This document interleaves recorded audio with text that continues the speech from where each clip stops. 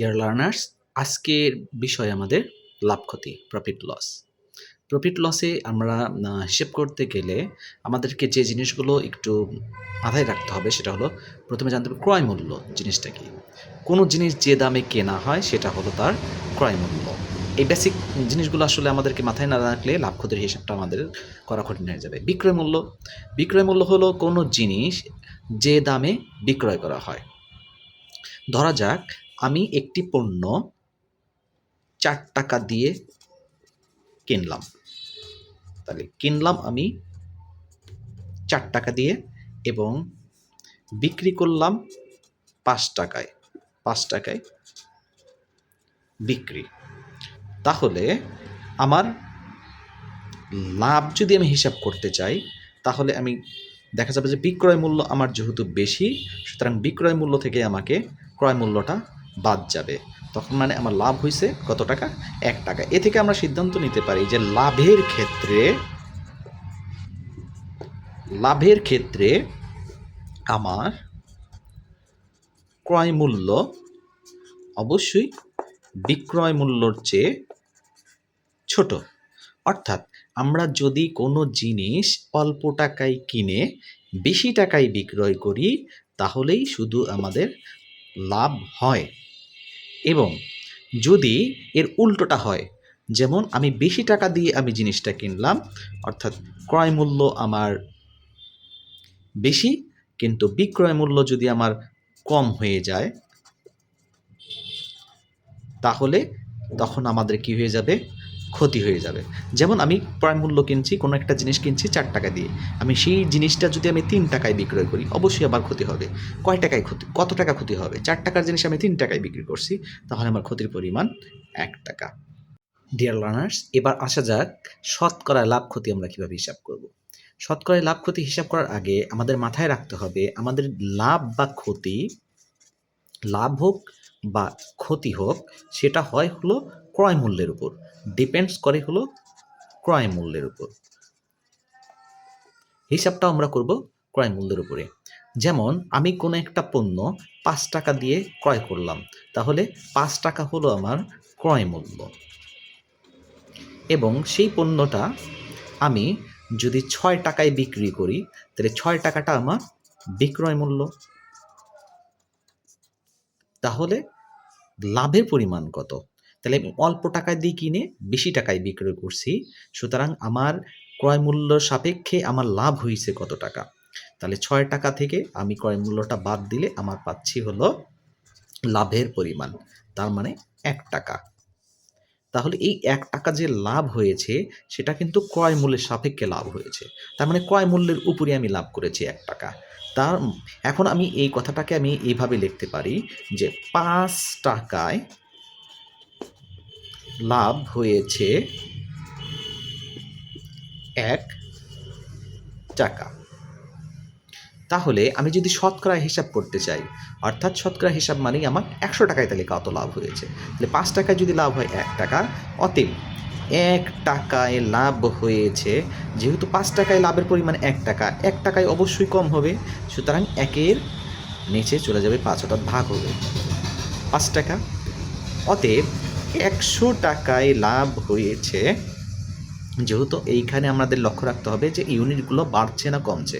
তাহলে ১ টাকায় যে লাভ হয়েছে ১০০ টাকায় তার ১০০ গুণ হবে, তার মানে ১ গুণন ১০০ ডিভাইডেড বাই ৫, ৫ ২০ ১০০ সমান সমান ২০ টাকা। অর্থাৎ ১০০ টাকায় লাভ হয়েছে কত টাকা? ২০ টাকা। তার মানে লাভ হয়েছে ২০%। এই কথার মাধ্যমে আমরা কি বুঝতে পারি? তার মানে ৫% লাভ, মানে ৫% লাভ অর্থ ১০০ টাকায় লাভের পরিমাণ ৫ টাকা। ১০% লাভ শব্দের অর্থ ১০০ টাকায় লাভের পরিমাণ ১০ টাকা। অনুরূপভাবে ১০% ক্ষতি হলে ১০০ টাকায় তখন ক্ষতি দাঁড়াবে, ক্ষতির পরিমাণ ১০ টাকা। ডিয়ার লার্নার্স, এবার আসা যাক শতকরা লাভ ক্ষতিতে বিক্রয় মূল্য আমরা কেমনে হিসাব করব। শতকরা লাভ ক্ষতিতে বিক্রয় মূল্য আমার হিসাব করার স্বার্থে করার ক্ষেত্রে আমাকে সবসময় ক্রয় মূল্যটা আমাকে ধরতে হবে 100। সেক্ষেত্রে 10% লাভে বিক্রয় করলে, অর্থাৎ আমার ক্রয় মূল্য যদি আমি 100 টাকা ধরি এবং সেক্ষেত্রে আমাকে 10% লাভ, অর্থাৎ 100 টাকায় লাভ করতে হবে 10 টাকা। এই কথার অর্থ যে ক্রয় মূল্য 100 টাকা হলে বিক্রয় মূল্য হবে 100 যোগ 10 সমান 110 টাকা। অর্থাৎ 100 টাকায় আমাকে লাভ করতে হবে 10 টাকা। সেক্ষেত্রে আমি যদি কোনো জিনিস 100 টাকায় কিনি, আমি এই 100 টাকায় আমাকে তার মানে শতকরায় লাভ 10 টাকা। তাহলে 100 যোগ 10 110 টাকা। অনুরূপভাবে আমি যদি 10% ক্ষতিতে কোনো জিনিস বিক্রয় করি, সেক্ষেত্রে ক্রয় মূল্য আমার যদি হয় 100 টাকা, তাহলে ক্ষতি হবে 100 টাকায় ক্ষতি হবে 10 টাকা। সেক্ষেত্রে বিক্রয় মূল্য হবে 100 বিয়োগ 10 সমান 90 টাকা। ডিয়ার লার্নার্স, এবার আসা যাক ক্রয় মূল্য নির্ধারণ সম্পর্কিত একটি আমরা গাণিতিক সমস্যার সমাধান করব। সমাধানটা আমি ক্লাসিক্যাল পদ্ধতি করব এবং শর্টকাট পদ্ধতি, দুইটা পদ্ধতি আমি অ্যাপ্লাই করব। প্রথমে আমরা আসি ক্লাসিক্যাল পদ্ধতি। ক্লাসিক্যাল পদ্ধতিতে আমরা করার সময় আমরা প্রশ্নটা একটু পড়ে দেখি। একজন বিক্রেতা একটি শার্ট 480 টাকায় বিক্রয় করলে, অর্থাৎ বিক্রয় মূল্য 480 টাকা এবং 20% লাভ করলো, শার্টটির ক্রয় মূল্য কত? তাহলে আমরা ফোকাস করব এইখানে লাভ করছে কতটা পার্সেন্ট? 20%। তাহলে আমরা 20% লাভ কথাটার অর্থ কি জানি? 20% লাভ কথাটার অর্থ ক্রয় মূল্য 100 টাকা হলে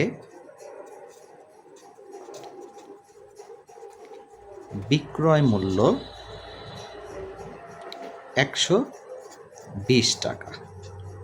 এখন এই লাইনটার দিকে আমরা একটু মনোযোগ দিই। এইখানে প্রথমে যেটা দেওয়া আছে সেটা ক্রয় মূল্য, আর এইখানে যেটা দেওয়া আছে ডান পাশে সেটা হলো বিক্রয় মূল্য। ক্লাসিক্যাল পদ্ধতিতে আমরা যখন অঙ্ক করব তখন আমরা দেখব যে আমাদের প্রশ্নে কী চাওয়া হয়েছে। আমাদের প্রশ্নটা চাওয়া হয়েছে ক্রয় মূল্য। যেহেতু আমাদের ক্রয় মূল্য বের করতে হবে, সুতরাং আমি বিক্রয় মূল্যটাকে বাম পাশে নেব এবং ক্রয় মূল্যটাকে ডান পাশে নেব। অর্থাৎ যেটা আমাকে নির্ধারণ করতে হবে সেই ক্রয় মূল্য নির্ধারণ করলে ক্রয় মূল্য যাবে ডান পাশে, বিক্রয় মূল্য যদি নির্ধারণ করতে বলে বিক্রয় মূল্য ডান পাশে থাকতে হবে।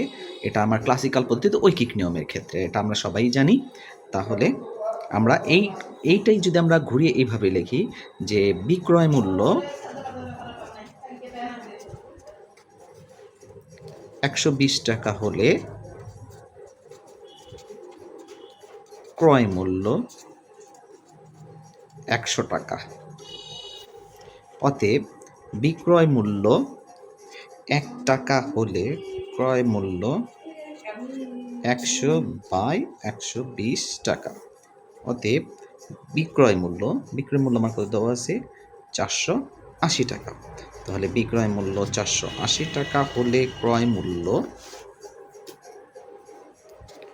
100 গুণন 480/120, 0 কাটলাম, 4×12 = 400 টাকা।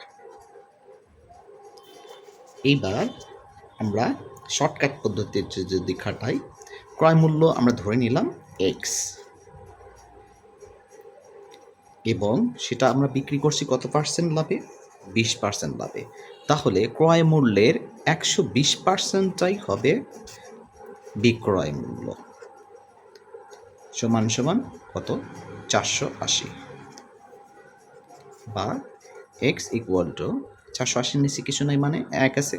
তাই ক্রস গুণন করলে আমার আসতেছে x গুণন 120 এর সাথে 1 গুণন এবং হরের সাথে উপরটা লব গুণন। তাহলে 480 গুণন 100। অতএব x = 480 গুণন 100 ভাগ 120 কেটে দিই, 4 12 48 শূন্য 400। ডিয়ার লার্নার্স, এবার আসা যাক ক্রয় মূল্য নির্ধারণ সম্পর্কিত আবার একটি গাণিতিক সমস্যা সমাধানের ক্ষেত্রে। গাণিতিক সমস্যাটি হলো এরকম: একটি পণ্য 5% ক্ষতিতে 2375 টাকায় বিক্রয় করা হলো, এর ক্রয় মূল্য কত? তাহলে এখানে আমার দেওয়া আছে ক্ষতির পরিমাণ আর এইখানে দেওয়া আছে বিক্রয় মূল্য। আমাকে বের করতে হবে ক্রয় মূল্য।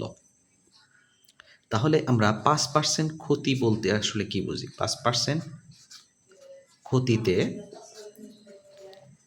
বিক্রি, অর্থাৎ ক্রয় মূল্য 100 টাকা হলে বিক্রয় মূল্য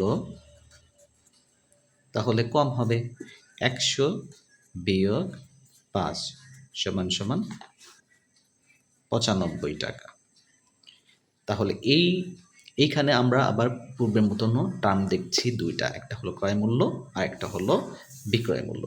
যেহেতু আমাকে ক্রয় মূল্যটা বের করতে হবে, তাহলে যে টার্মটা বের করতে হবে আমাকে সেইটা ডান পাশে রাখতে হবে, অর্থাৎ ক্রয় মূল্যটাকে আমাকে ডান পাশে রাখতে হবে। এই লাইনটাকে যদি আমি বিন্যস্ত করে লিখি তাহলে আমরা এইভাবে লিখতে পারি: বিক্রয় মূল্য 95 টাকা হলে ক্রয় মূল্য 100 টাকা। অতএব বিক্রয় মূল্য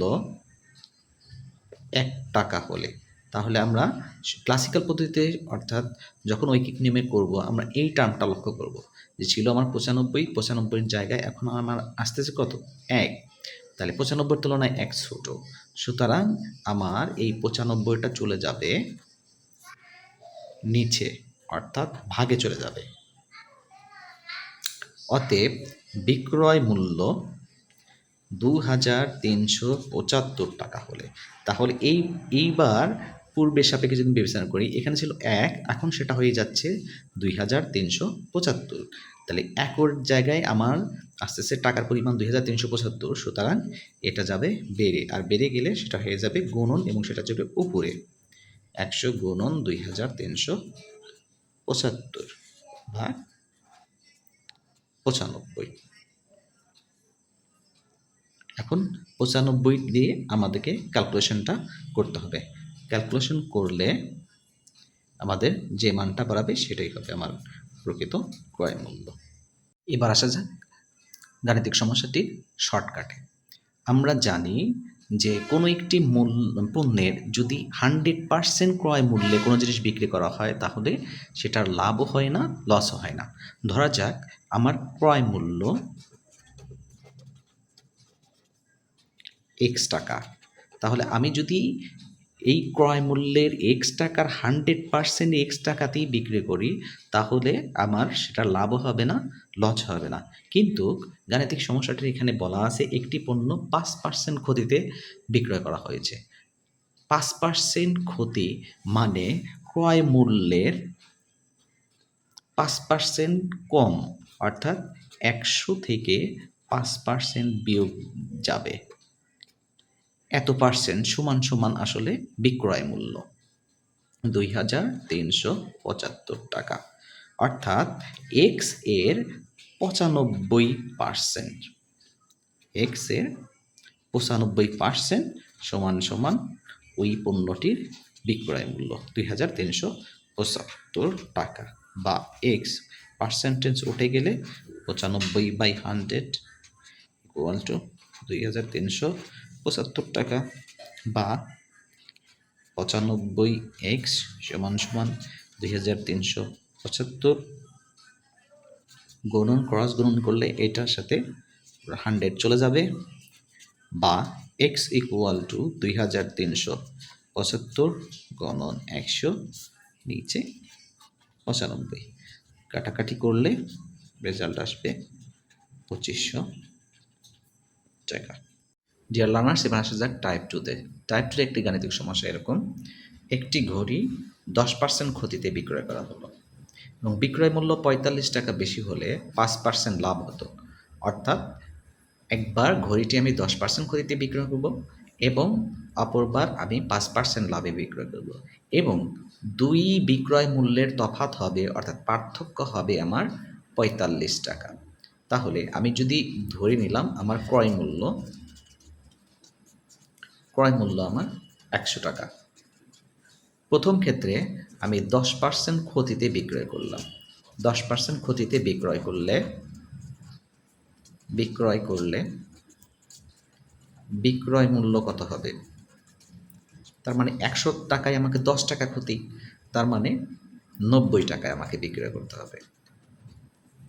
এবং পরের বার যদি আমি 5% লাভ করতে যাই তাহলে আমার কত হবে? 5% লাভে বিক্রয় করলে বিক্রয় মূল্য কত হবে? 100 টাকার উপরে 5 টাকা, তার মানে 105 টাকা। এখন আমি দেখব যে এই দুই বিক্রয় মূল্যের পার্থক্য কত। দুই বিক্রয় মূল্যের পার্থক্য এখন আমরা বের করি। 105 থেকে আমি যদি 90 বাদ দিই তাহলে দাঁড়াচ্ছে আমার 15 টাকা। তাহলে এই 15 টাকার পার্থক্য তৈরি হয়েছে যখন আমার ক্রয় মূল্য 100 টাকা, অর্থাৎ 100 টাকা হিসেবে যখন আমি ক্ষতিতে এবং লাভে বিক্রয় করছি তখন আমার ব্যবধান আসছে 15 টাকা। তাহলে আমি এইভাবে এখন বলতে পারি যে বিক্রয় মূল্যের ব্যবধান